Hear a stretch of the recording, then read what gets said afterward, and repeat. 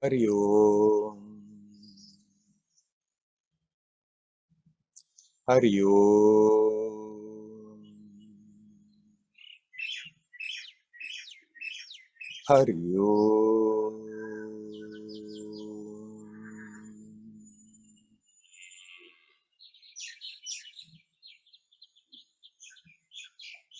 Hello, my friends.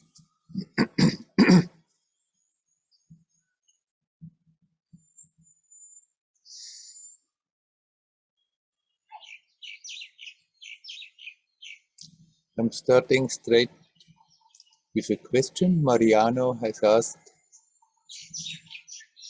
He says he feels when he practices, then subtly there is always that expectation that something should happen.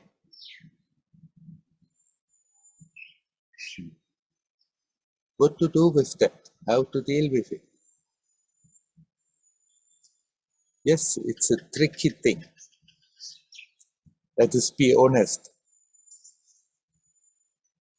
If we hadn't the idea that the spiritual practice brings us something, we wouldn't even start. So somehow people looking for something else, for something beyond, and then maybe start a spiritual practice. And so that expectation is always there. Okay, I'm meditating, I'm doing yoga, I'm doing this, I'm doing that, hoping there is a positive result.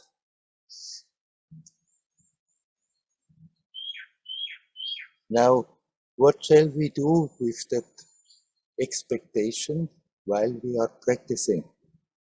Because often we hear things like, then the desire for spiritual progress, the desire for enlightenment, desire for freedom is good, but eventually even that desire has to be given up.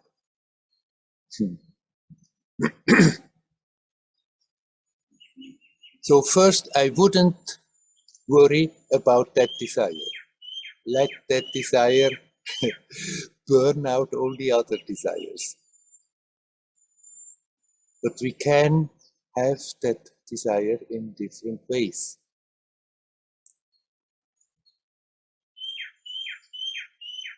In your true nature,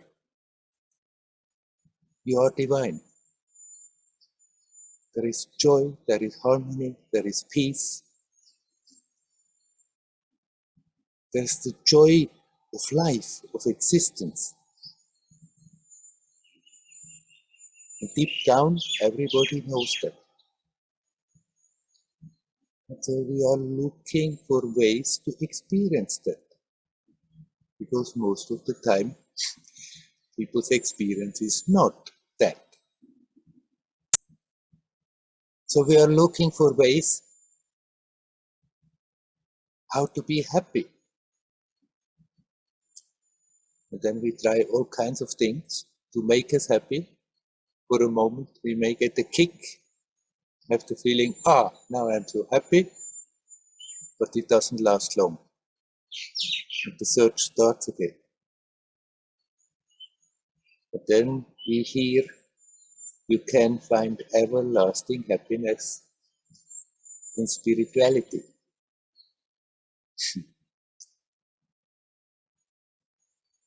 That longing for fulfillment, for happiness, is not wrong. It's simply a call from our true nature. A call that tells us, why are you always struggling? Why are you always sad? Why are you so many times depressed? Feeling unfulfilled, feeling insecure, feeling so not adequate, not enough, not good enough. Because you know deep down all this doesn't make no sense, there is that longing for that. And that longing is not wrong. But we can turn even that longing that comes from the source, that comes from the self, into something selfish. Me, I want. Then we hear what we can achieve in spirituality, and then me, I want. And then that in itself becomes again an obstacle. I've done that for a long time. Me, I want this, I want enlightenment, I want samadhi, I want this experience, I want that. I want liberation, moksha, self-realization. Me, I want. Not understanding that me, I want, I have to let go. But that longing is still there. That longing, even when we let go of that me, I want, that longing is still there. And there is nothing wrong with it. So, Mariano, if you feel that longing for freedom, if you feel that longing for infinity, if you feel that longing to come home, to be in your natural state, then don't think that is something wrong. And then when the mind starts to create ideas, now this should happen, that should happen, something should happen, there you can redirect the attention from the thoughts and come back to your meditation, to your practice, whatever you are busy with at that time. We don't have to hold on to that, thinking, I want this, I want this, I want that. But when you feel that deep longing for liberation, longing for peace and harmony, longing for what is your birthright, then don't think there is something wrong with that. It's the call from the self, it's the call from the real you. Bring the attention back home. Of course, it's subtle, that shift from that pure impersonal longing to the me, I want something, I want to get somewhere, I want to achieve something.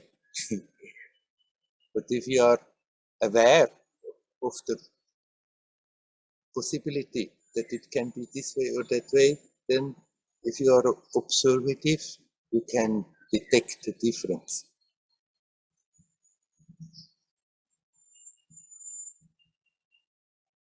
And when you start meditating, when you start practicing something, and you feel, but there is still that expectation, then just have a good look at yourself. Okay, that expectation may just be a manifestation of the real, honest, sincere longing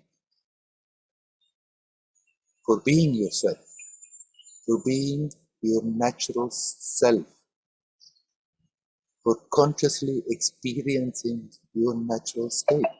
And then that is nothing wrong. But then if you see that the mind starts to create ideas, what should happen, this should happen, I want this now, there you can put a breaker and just redirect the attention back to your meditation. And then there is no problem about it. It's not that longing should be eradicated. It can't. As long as you feel not that oneness with yourself, that longing will be there somewhere. Sometimes we are aware of it, sometimes not. But as long as you are not really rooted in your natural state, that longing will be there, and that's good. That's a driving force. We can even consciously open up to that. And if you are not making an ego trip out of it, that longing is not creating pain, in contrary. That longing becomes in itself already joyous. I remember it the first years when I was with Amma, I was always complaining, nothing is happening. And once Amma said, when I used to call for God, there was already so much bliss in it. And I felt, my experience is the opposite. I'm feeling miserable. But why did I feel miserable? Because Werner, I want something, I don't get what I want, and then of course I'm miserable. And it took years until I knew the experience, knew the difference from my own experience. That you can totally detach from that me, I want something, and feel there is that longing for infinity, that longing for truth, for peace, for harmony, that longing to experience something that is there, that we know profoundly it's there, and somehow it escapes our experience. And then if you open the heart to that longing, that in itself is already joyous, peaceful. It's not more creating that desperation, that pain. Oh, I want something I'm not getting. It's terrible and I'm suffering. None of that. So Mariano, if you feel the mind starts on it, you're getting restless about it, then do something about it. But otherwise, don't think because you heard you should also get rid of that desire. Don't think if you feel that longing for truth is there, for something beyond your usual experience, don't worry about it. That doesn't prevent you in any way from sincerely practicing. On the contrary, it can make it strong. Okay? Then I leave the subject and I invite you. Is there anybody who would like to come in? Who would like to talk about something? You're welcome to come. Hari Om, Werner. Hello, Maria. My question is connected to what I've already discussed last week and some time back. It's about interactions. And I had the experience, I asked you last week, and the message that I got from you was that in the interaction, that the importance of feeling connected, so that somehow the truth, whatever truth is my truth at that moment in time, I can communicate, which may be silence, but could also be words. And I had, so this week was trying to be very aware of what happened in interactions. Yeah.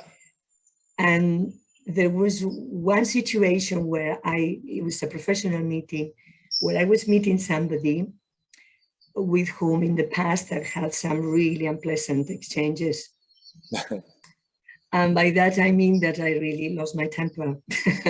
Yeah.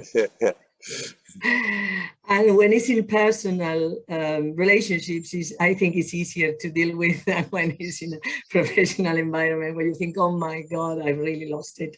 Yeah. And so it was the fear that was building up was, oh, I really don't want that to happen again. I don't want that to happen again. And so I meditated on that. I prayed quite a lot about to be able to be centered, to be able to forget what happened before, to just be in the present moment, fresh, and to remember the many, many qualities of that person. So it was much better, much better than before. It was a big relief, I have to say. Yeah. When we finished, it was like, I felt it in my heart, in the area of my heart, like a warmth and a sense of, oof, thank God. Very good.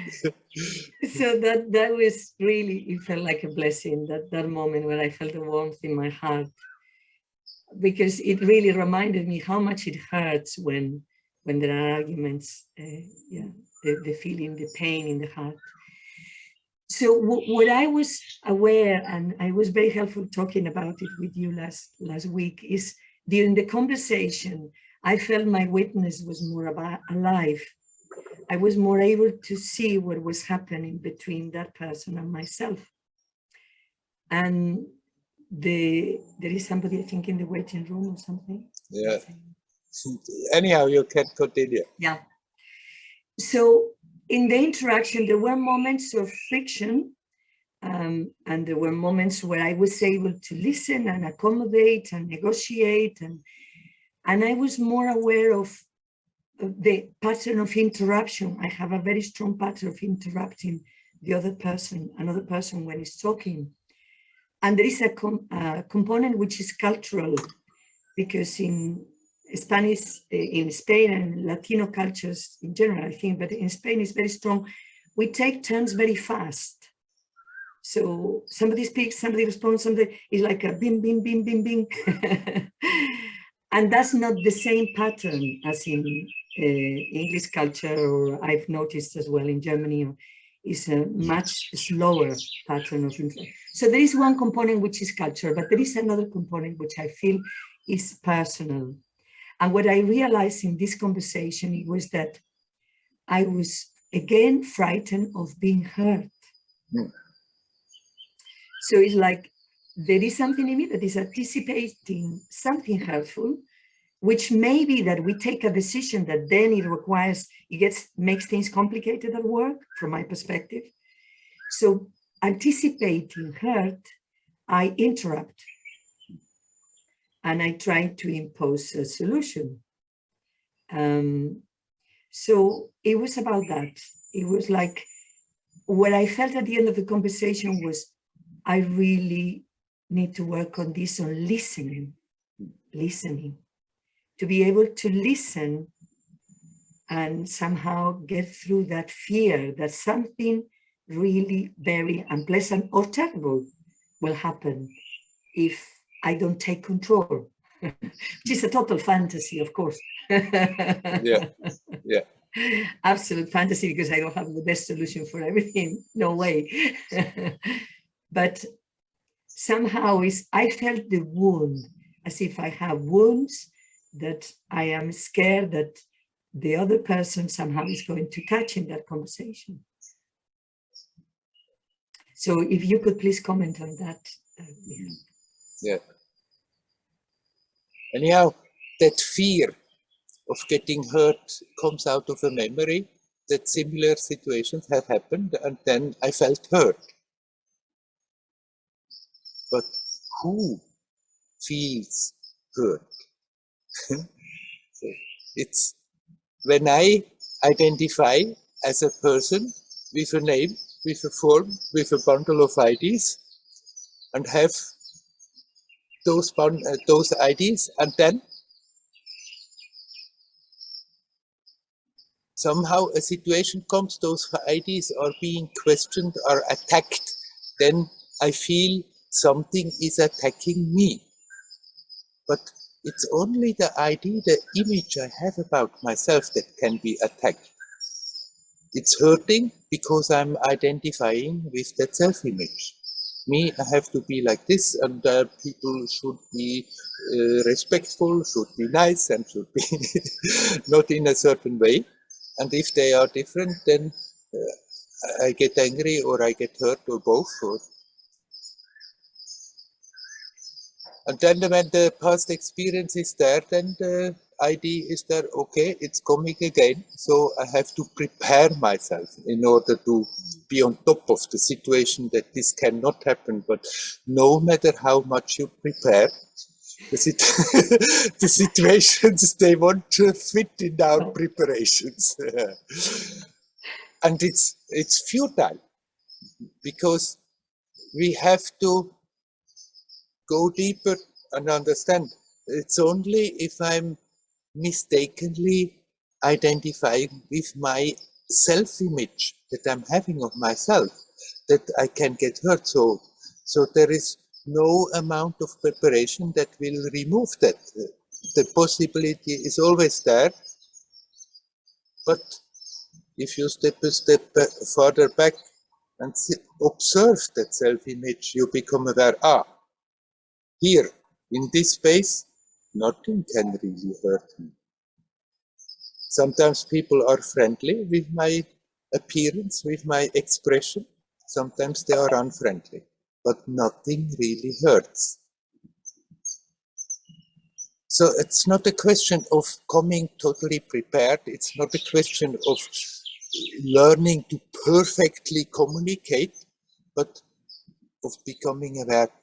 As long as I'm not connecting with myself, then I'm in a space where I'm feeling that separation and where immediately I have to defend my limits, my walls, my image, my honor, my this, my that. Mm. Mm. Playfully, we can still do that. If somebody tells nonsense, we can make them shut up. If somebody says things and we think, no, the opposite is true, we can tell it, but it's not changing your self-worth. It has nothing to do with what you really are. And if you are, the more you become aware of it, the less that fear can come. That, what is going to happen then when we meet and when we talk again? Maybe they are again rude, maybe I'm feeling hurt, maybe something. But if you come relaxed with the feeling, come whatever will, whatever I am, what I am. Mm. And then even when there are no opposition comes, to which we had reacted before, if you are aware of that, that very opposition may drive you even deeper into that peaceful consciousness that is there in spite of the action that is happening on the surface. And the more you are in that, the less it matters. I feel in this situation also because of what you are saying about identification, because at work, the identification with the role, my identification with the role is what makes it harder. Yeah. Yes. That's where all the problems coming from. Mm. Right. Thank you. So Thank you. I'm feeling. we are here to learn. So, but if that awareness is there, if you approach a situation with that awareness, then it's already quite a different situation. Then in the midst of it, in the heat of it, we may forget, and then so what? The old habit may take over and things may happen, but then when it's past and you become aware, yeah, there again it got me, but right now I'm just coming back instead of going on feeding it the aftermath and whatever emotions that go on. Just there it was again. But right now I come back. And so it's as it should be natural, but we have learned, we grew up in an unnatural way. So it's like we have to learn something new, like learning a new art, and we are getting better in that art by practicing. Yeah. I'm feeling more empty since we have these conversations about this. When I relate to people, I feel there is less structure within myself. Yeah. That's a very liberating experience, and I notice an increase in awareness, definitely. Right. Slowing down myself as well as I do things, and I relate. So thank you, immensely grateful. Thank you. You're welcome. Hario. Hario. Hario. Hario.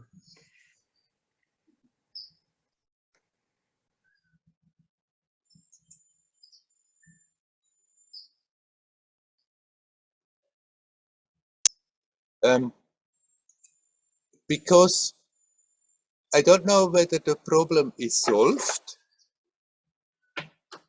I got the message that one Rita wanted to come in, but since I'm not having activated the waiting room, I don't have to let anyone come in. So if anyone has a problem with entering, then somehow at their end something doesn't work. And if it has not yet happened, recommend your friend the update their Zoom and then try again. And if it's still not working, that happened sometime with Zoom, that in one certain places it's not so easy the connection, then I from this side cannot do anything. I'm sorry.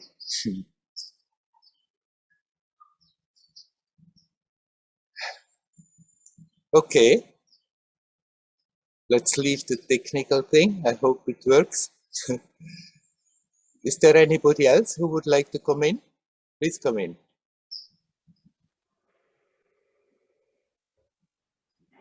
Hello, Werner. Hello, Dial. Last days, I start to combine Vipassana with self-inquiry. Yes. I start with observing body sensations, and it takes some time. And when it's getting clearer, I start observing feeling of I am. Because when I observe sensations, sometimes mind same time starts thinking. Yes. And this I thought it helped me to keep my mind only on this point. And sometimes I try to, and I feel that I am these feelings, I am in the body. So this I'm satisfied with this I am feeling in the body. Sometimes I try to ask, but who is feeling these sensations? But I don't know, so it doesn't work. So, and I just stay with I feeling and sensations, and I satisfied with it. Sometimes when it's difficult, even I combine, I must God help me observe sensations more clearly, and Yes. something like this. Yeah. Yeah. What do you think about such combinations? Right. And you want me to comment about it? Yeah, because it's not Vipassana, it's not self-inquiry, it's something mix of a few things together. Right. And that is great. You don't have to, because you learned a certain technique, you don't have to think you have to do now exactly that technique after the textbook from that tradition. Take the inspiration for your practice, and you have practiced it now for a long time, so it's good that you are using that technique. But then at the end, everyone is in a way creating their own path, their own yoga. It's good that you include things that you feel help you. Whatever helps you is good, is great. And then you don't have to have hesitation because it's not exactly vipassana, or because it's not exactly what is being taught as self-inquiry. And it's also possible that at certain time one aspect is more predominant and that other times another aspect is more predominant. But if it becomes your own approach, then that's perfectly valid. What is discouraged from the tradition is that you jump all the times, that you practice something a little and then you feel, oh, it doesn't go very far, and then you try again a new thing, and then you think again it doesn't go very far, you try again a new thing. Then it's like you're always remaining a bit on the surface. It's good to pick something up, but then that doesn't mean we have to stick to the form rigidly forever and ever. But if an inspiration comes, we can very well include a new aspect. And experiment for some time, and if we feel that it's helpful, then we just really include it and leave it there. And if we feel no, really, it's rather disturbing, then you can also drop it again. That's perfectly all right. Simply, we shouldn't not jump from one every day to a new thing and think, oh no, today this doesn't work, so I'll try something else. Keep your basic approach, but you can expand it. You can develop your totally new ways how to deal with it. Suddenly you have a feeling how to do it, and then that's fine. You go about it like that. Or then you get an inspiration from somewhere, something resonates with you, and you include it in your practice. And if you do that, then it's still your main approach that sometimes has new aspects. And then when you do that, then you don't have that that bad conscience that maybe you're not loyal to your path or so. All those pre-designed blueprints that are there, those paths that are already there, they are that we have when we need some support, some direction. But then it's good to learn to listen to your heart and take from that what is really helpful for you, and then you can take from another place what is helpful and combining in something new and unique to you and natural for you. Okay, thank you. And I have one more question. You was just before answering the question about expectation in meditation. And I have opposite problem.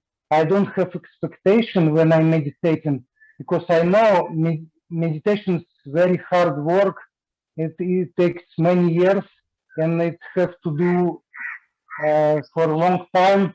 And just if I'm sitting for 1 hour, I don't expect much. And therefore, I don't have a longing to go deeper. I get a little bit more clarity, a bit more peaceful. It's okay, because more is not possible. It's need to go into the cave or to the monastery. So it's my opposite problem. I have no any expectation from meditation like this. Right, but it's only a problem if you make it in a problem, because of what I said before.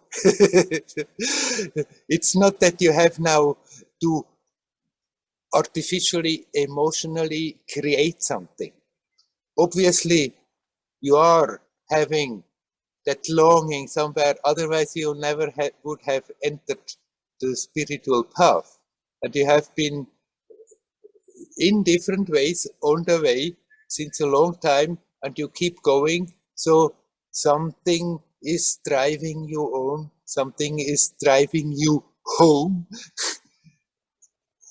So that longing for truth is there, even if you don't have the idea about it and have not much a feeling about it. So don't think about it. It's fine. You just continue doing what you are doing.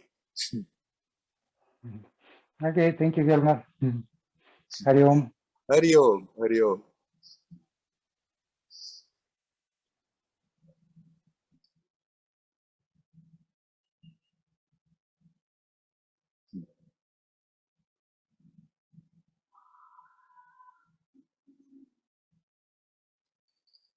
The desire for liberation, the desire for self-realization, for truth, can make us quite restless. But as I explained before, it makes us mainly restless and full of tension as long as we are totally in that me, I want something.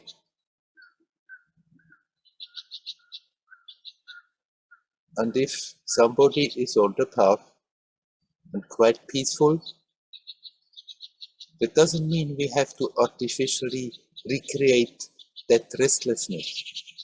By all means, be in that peace. Just remind yourself to be alert. The tendency may be there a little that if we are relatively peaceful, that we get a bit lazy about it, may go a bit to sleep on a certain level and float there for some time. If you are alert, this is not going to happen. If we let it happen, then the destiny will sooner or later come and shake us up again. But we can avoid a lot of this shaking up from the destiny by keeping the alertness. When I spoke of that longing, then I didn't mean if one doesn't have this consciously, these feelings, we have to somehow artificially produce them. Just continue what you're doing and keep the alertness and be here and now and open. That's all. That's fine. That's wonderful.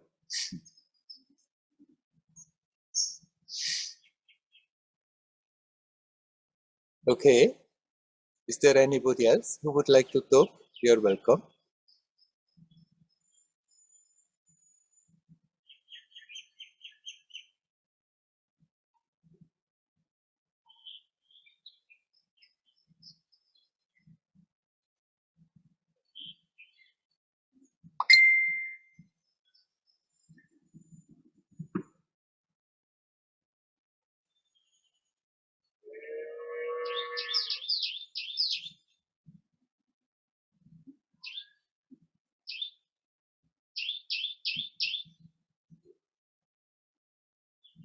Nobody seems to be inclined to talk.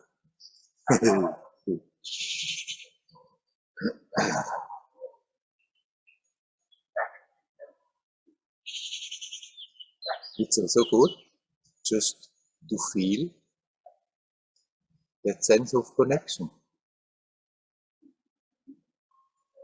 Even if we are physically distributed all over the place, we're meeting in a space, and feeling that connection. And the peace that is forming in this space where we are meeting.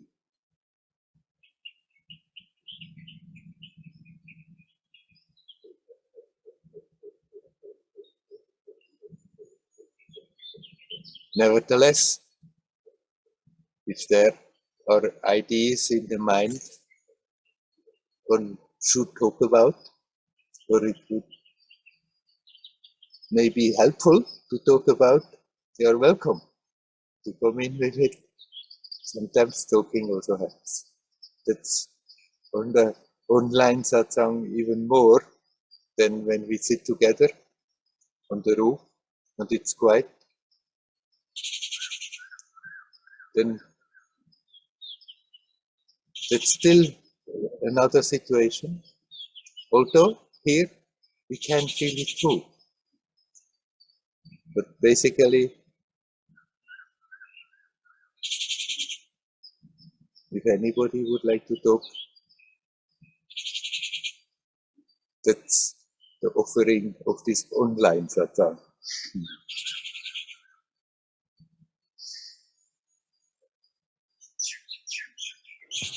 Hello, Werner. Hello, Nelly.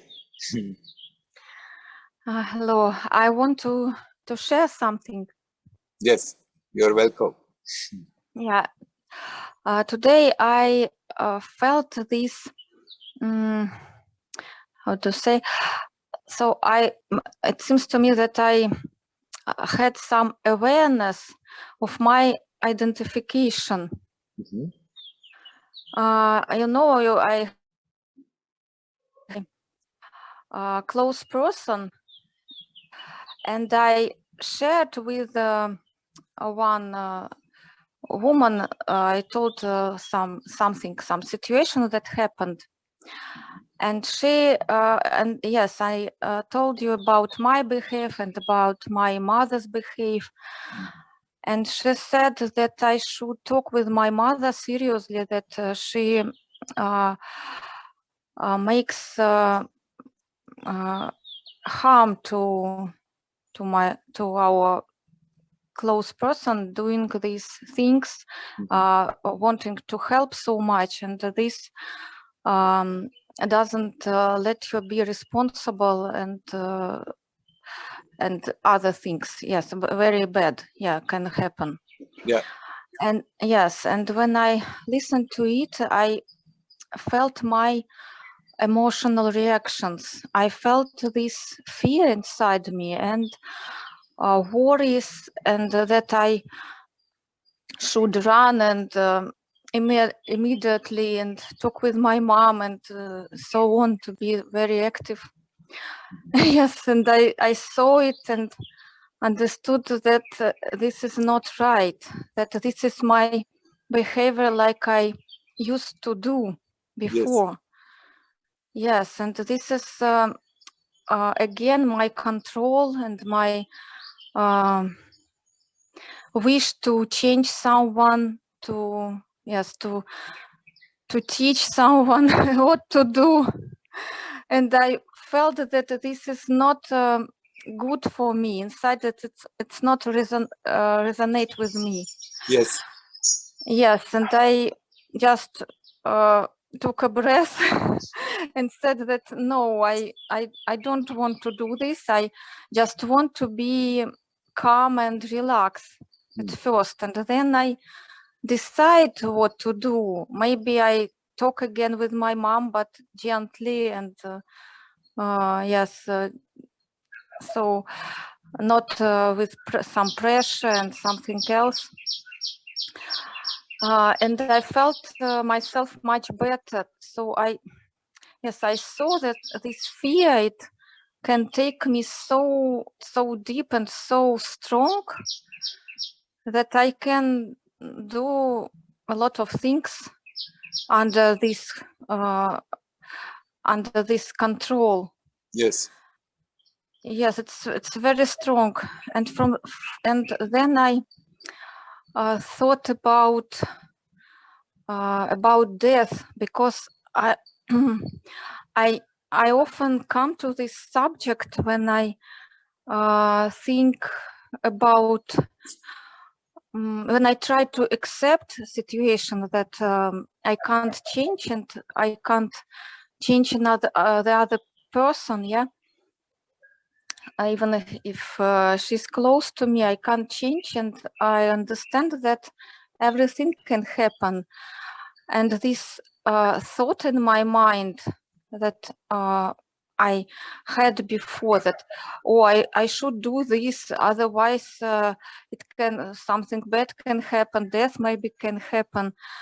And now I see that this is my game of God, so I want to play this game of God.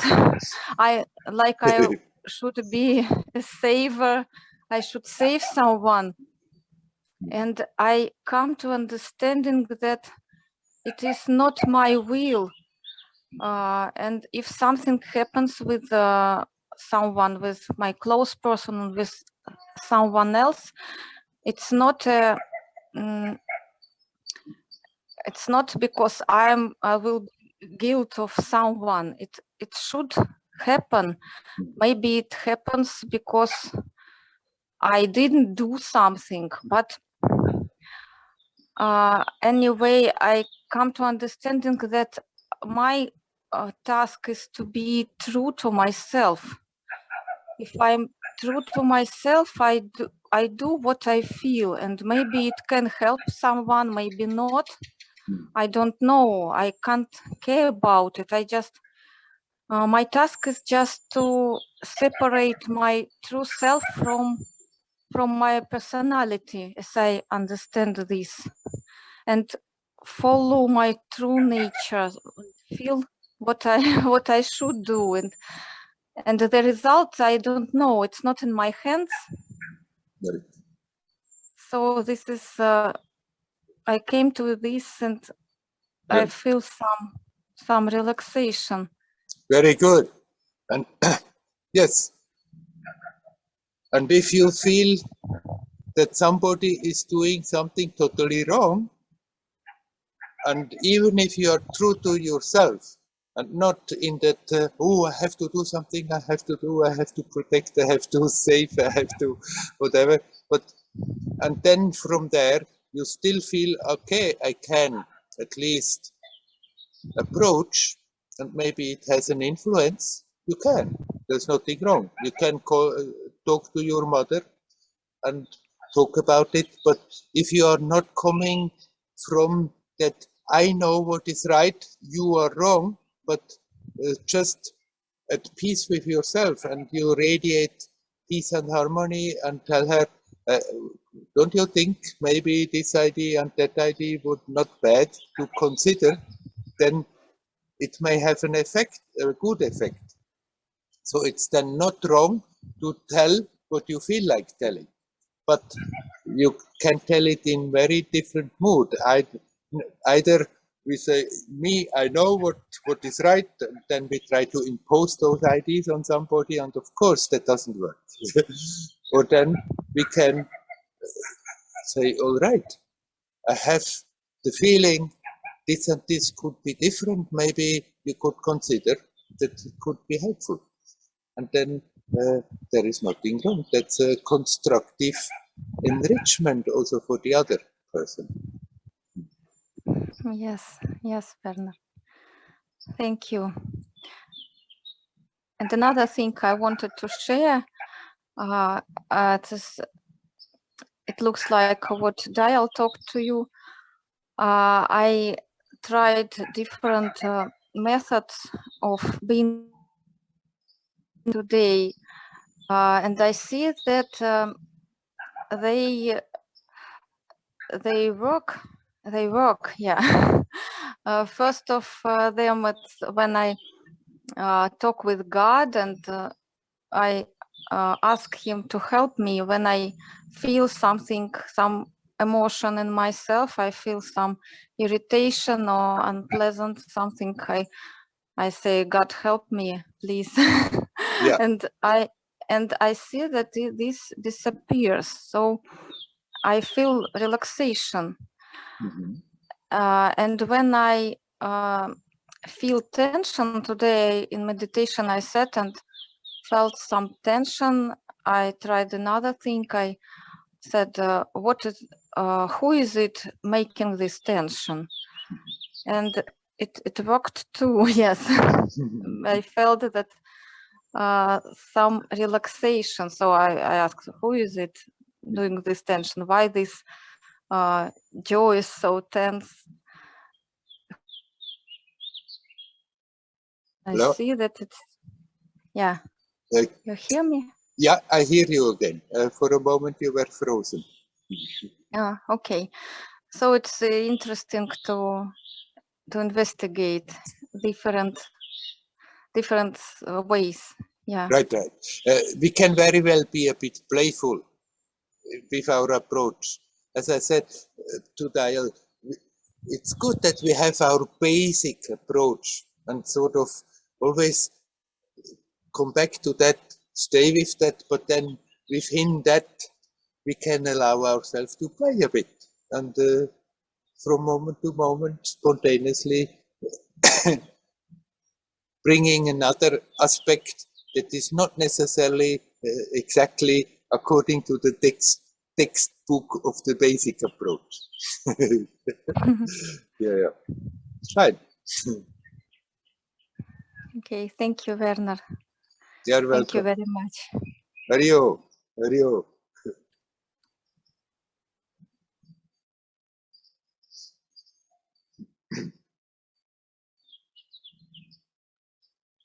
And is there anybody else who would like to talk? Hello, Werner. Hello. Patrick. Yes. I have a question about meditation or Yes. the who am I praxis. Yes. So I do it every day. It feels nice, but I don't know what it means to come deep, to a deep meditation. So usually there's ordinary chatter in my mind, nothing special. Yeah. And I come always back to the question, who has this chatter, or who has this thought, and I have the thought, and who am I? And then I concentrate on the I feeling. Right. But has this to go deeper? Comes it deeper from itself after long time? But I don't feel that it goes deeper. And what is with samadhi? Is this also only a deeper meditation, and is this important for realization, or what do you mean about this? Right. Think about this. So, right, of course, we are talking about going deeper. It's just also a way of talking about something. And when you, day after day, do your practice, slowly it will go deeper all by itself. But when you are in the midst of it, you may not be aware of it. That really slowly changes. Sometimes then you may become aware in situations. Oh, it seems really something has happened, that you are in a situation where you remember in similar situations how they were capable of overwhelming you, and then suddenly you feel, oh, I can quite easily deal with that.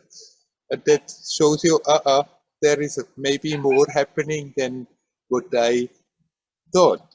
When you are in the midst of it and it gently, things are dropping off, that's basically the going deeper. Going deeper is just an expression. You are here now. There is not really somewhere down deep. We have to find that.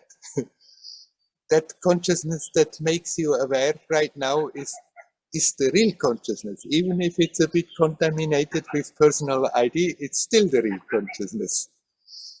And if you practice like this without being aware, things are dropping off, and that is going deeper. Now, about the samadhi. People are using the word very differently, in different ways. Many people talking about their samadhis, how they are experiencing samadhi, and all they mean that they have a relatively good meditation. A peaceful moment, and then immediately they already talk about samadhi. I mean, samadhi as it has been used traditionally is beyond that. It's really that consciously one gets into a totally different state. But it's still an experience. It comes, it's there for some time, and it goes. But it's not a useless experience, because this kind of experience is really purifying. And what does purification means? That it means that it's easier to let things go that stand in the way of our peace, of our harmony, of our being natural. So samadhi, is it necessary? Is it not necessary? It's not strictly necessary that you have to have some kind of real classic samadhi experiences. If it comes, then welcome it with open arms. But when it goes, you also let it go without regret, knowing, okay, it's an experience, but it's a helpful experience. But getting from day to day in your meditation, sometimes there may be a period where it's more difficult and there is more restlessness, but still, then comes again a time where it's easier, and there is as an average, as a general experience, if some continuous invariably, that you experience an increasing amount of peace in your meditation, and that is also purifying. So that is as helpful as samadhi experiences. So don't think if you don't have any extraordinary experiences, you are not getting anywhere in your sadhana. I can remember when I really started to meditate all the time after having practiced already years before, but when I started to meditate all the time, then I expected that big things should happen, and I had the feelings then nothing is happening. I'm giving in all that input, all that energy, and so well, nothing comes out of it. Sometimes there were moments of increasing peace, but I thought, compared to all my efforts, compared to all my investments, that's nothing what is happening there. But that's again from the personal mind, that me, I want to achieve something, and then I don't see the desired results. And Amma would scold me and say, hey, come on, don't tell nonsense. You may not be aware. I can very well see that it keeps on changing all the time. Just continue. And it took some more time until I could appreciate, okay, all the time when I was not aware, there was a so-called sinking deeper and deeper without my being aware of it.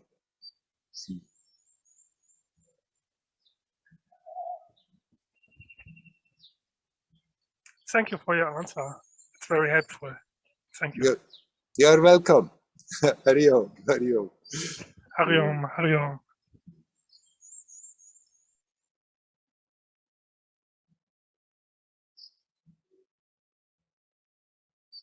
Is there anybody? Hello, Werner. Yeah, there is Yeah. somebody. Hello. Liora, yeah. Liora. Now I see you. Hello, Yeah, Liora. okay. So you said to Patrick at the beginning that there is no such a thing as going deeper. At the end, you said something about deepening the experience, or I'm not sure exactly, but you did say something about deepening. Yes. Because you said in the beginning, you said that you don't really go any deeper as you just like be here and now. Yeah. Now for me, the experience can be either expansion or concentration, deep. So I would call it deep concentration. What brings to also a unification with everything around me. Yes. Not specifically everybody around me, but everything around me. Yeah.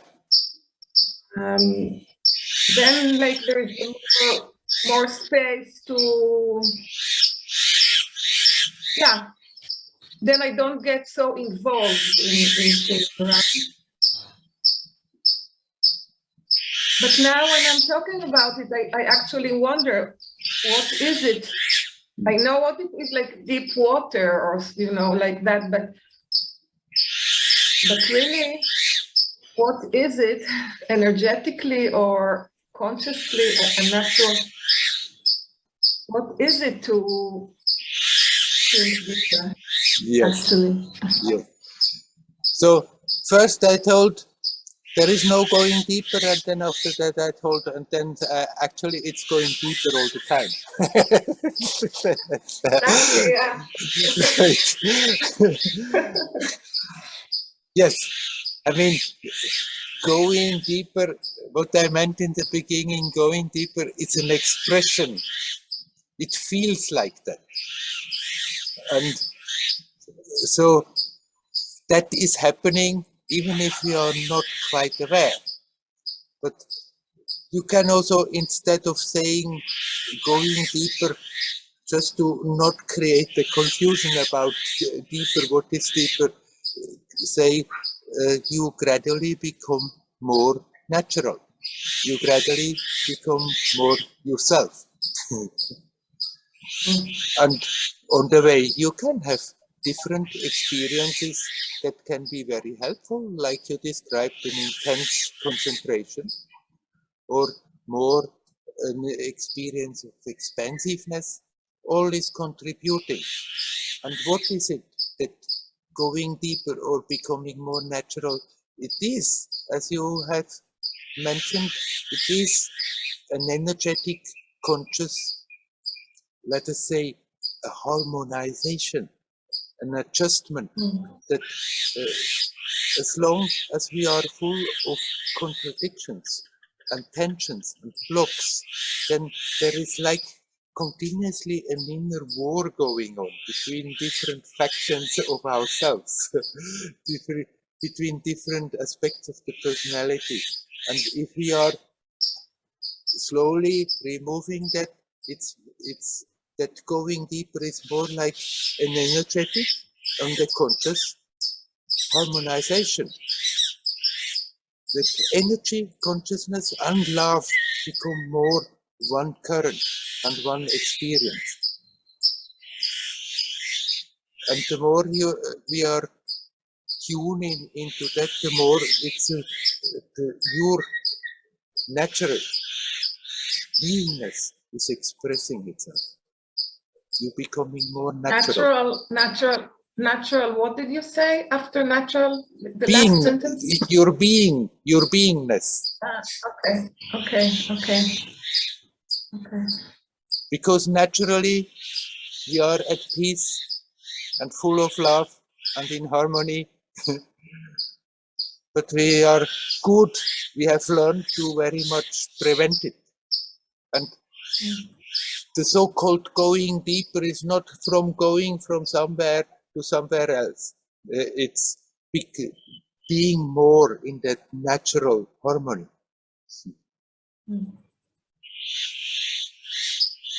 So purification is also somehow connected. I feel that like purification, it's going forward, but sometimes it goes backward. Like there is more dust in the consciousness that sinks, or more disturbances, or too much talk inner talk. So every time there is a purification process, then okay. But then I have to keep working, like when I have to clean the house every now and then. Because the dust comes in, whatever, if I do or don't do anything, it's still dusty. Right. Yeah, after all, what is purification? What is pure? What does pure mean? When we have pure air, then we mean air with not a lot of contamination in it.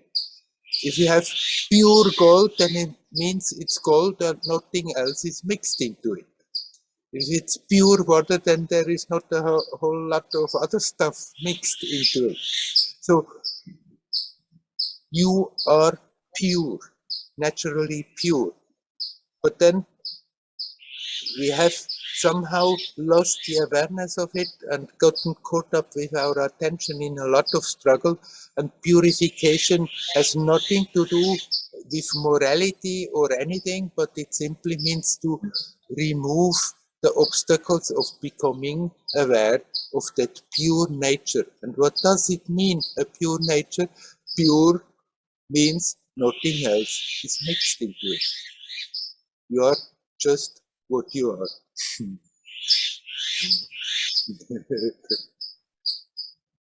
Okay, thank you. Thank you. You're welcome. Hari Om. Hari Om.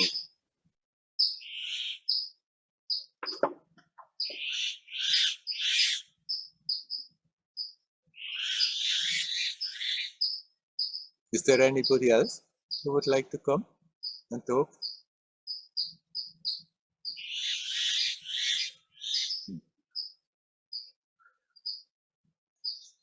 Let's come back to something Patrick has mentioned. Samadhi.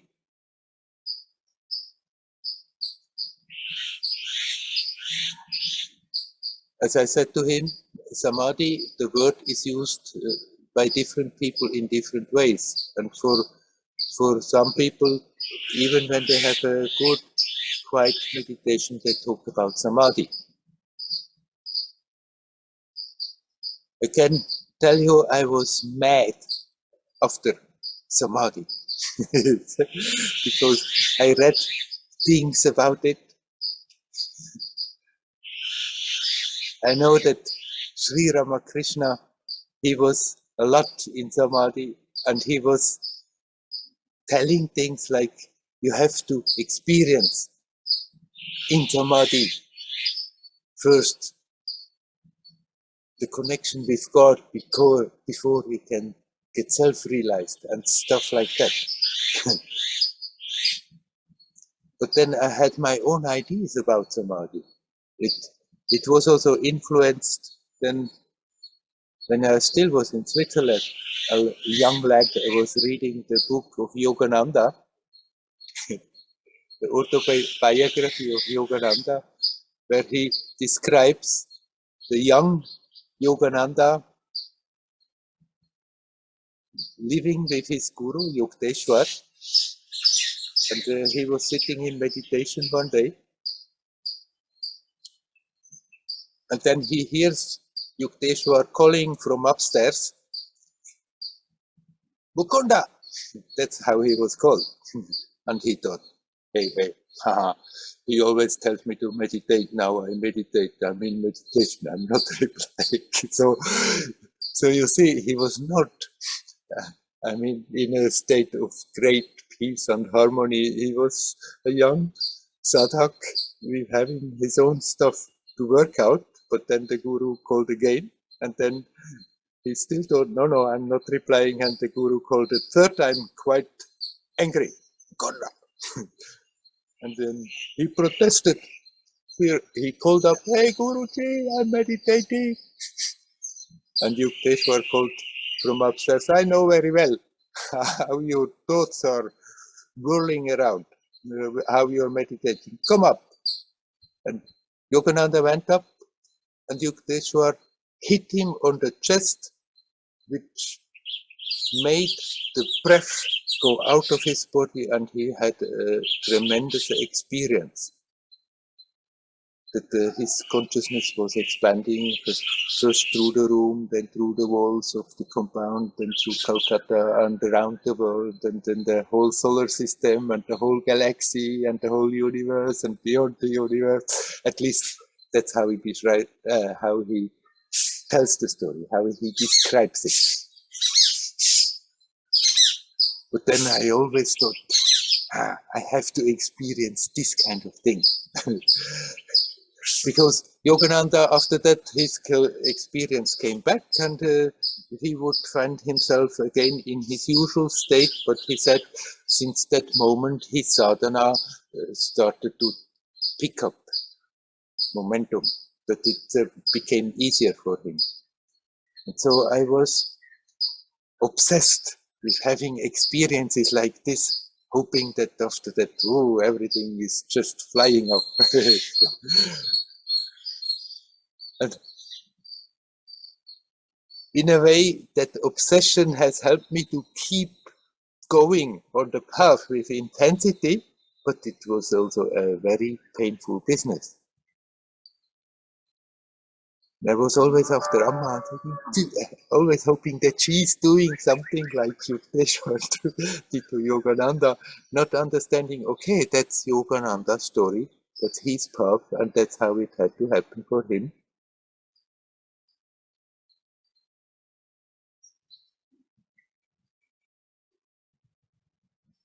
And as the time passed, then things started to change. And eventually, at a certain point, it changed so profoundly, the experience, and I became aware, this profound change, this is much more important than having an experience like Yogananda has described it. Although these experiences, they are certainly very helpful if they occur, but even the little moments of great peace or the feeling of expansion, like Yora just mentioned, they are also again helping, again purifying. It's not necessary that we have to have this kind of spectacular experiences.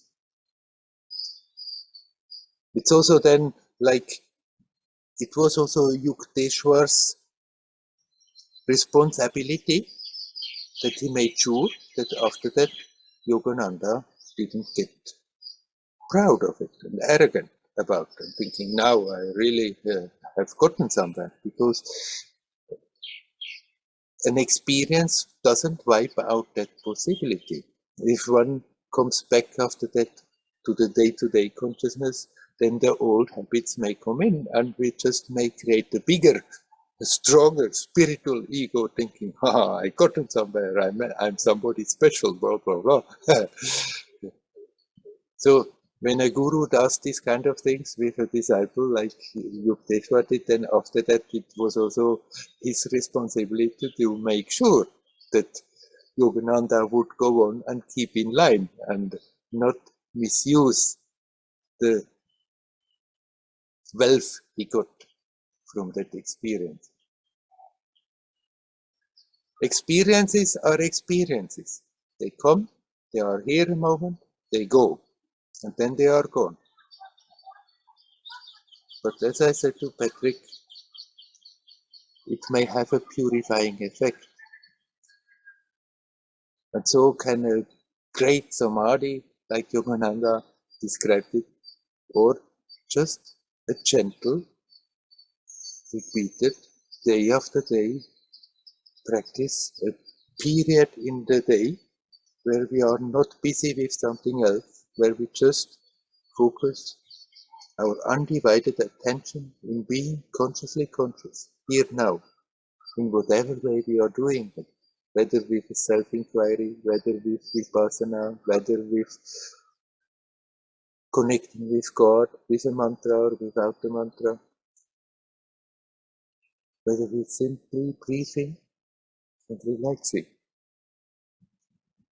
To do that every day exclusively, without doing something else, that in itself is purifying, because it creates harmony.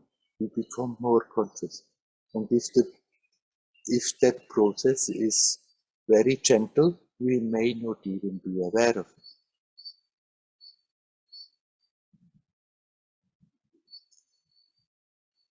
We can be open for experiences.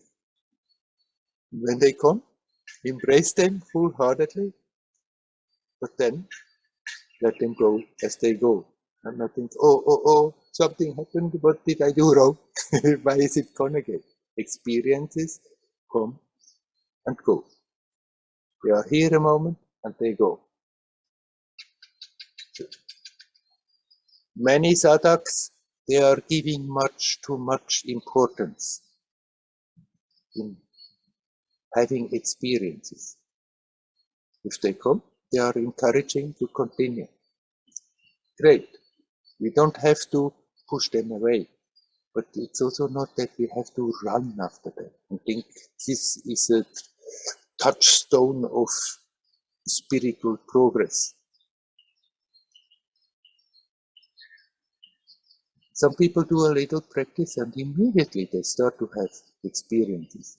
Some people never have done any practice and have all kinds of experiences which others would maybe call spiritual experiences, subtler perceptions than others. That doesn't mean that because of that they are spiritually firmer rooted than others. They may have all the same problems like others also. They may have even more problems because they are very proud that they may have experiences others don't have. So it's no point in comparing.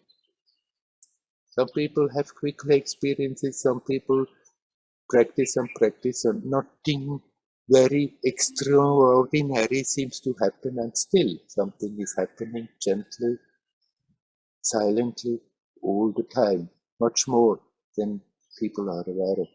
And that is also what counts, not how many extraordinary experiences that we had. So we don't have to push them away, we don't have to run after them. Let them come when they come. let them go as they go.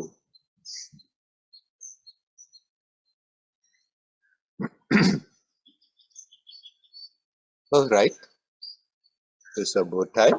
Is there anybody else who would like to talk? You're welcome to come in.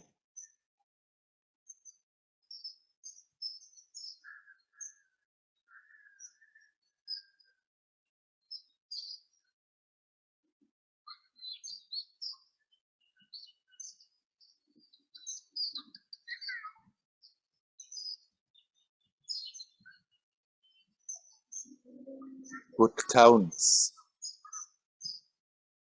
is that we learn to be alert. What counts is that we learn not to spend our time dreaming away all the time without being aware what is happening right now. I don't mean we have to be aware of every damn thing that is happening around our body. What I mean is to be aware what is going on in my experience. That we learn to remove those things that create tensions, that create restlessness, that cloud our perception, that makes us unaware of the peace that is basically there.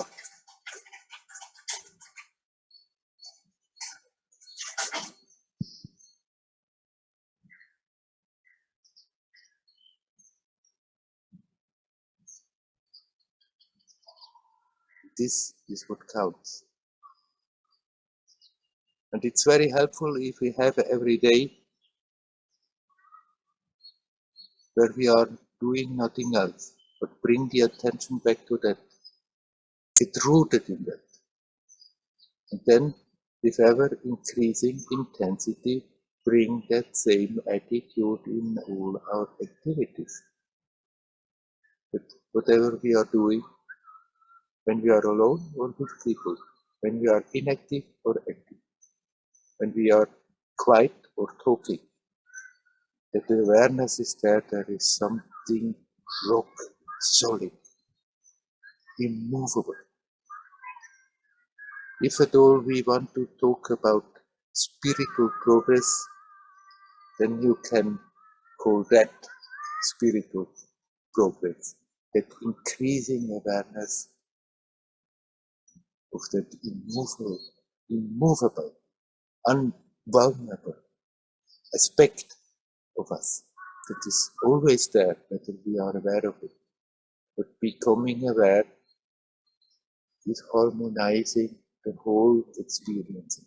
Becoming aware of it, then we stop creating all those blocks, those energetic bottlenecks, those disharmonies that prevent the free flow of love, which is natural, which is simply there. That love, which is just an expression of that awareness that all is connected.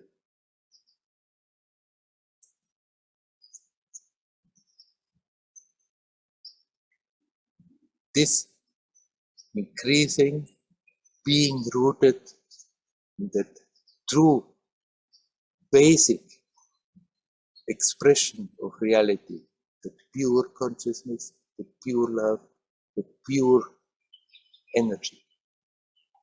That is what matters most, and not how many experiences we have. If the experience come that help us to get closer to that, they are welcome, they are fine. This continuously steady,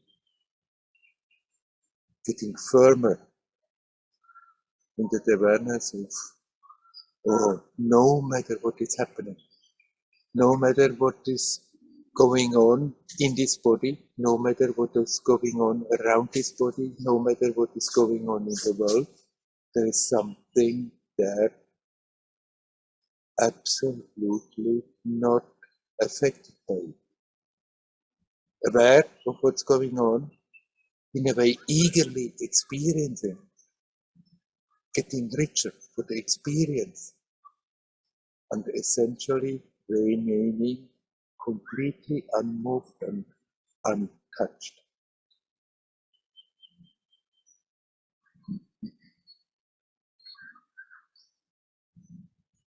All right. I'm stopping for today with this. Hari Om, Hari Om, Hari Om.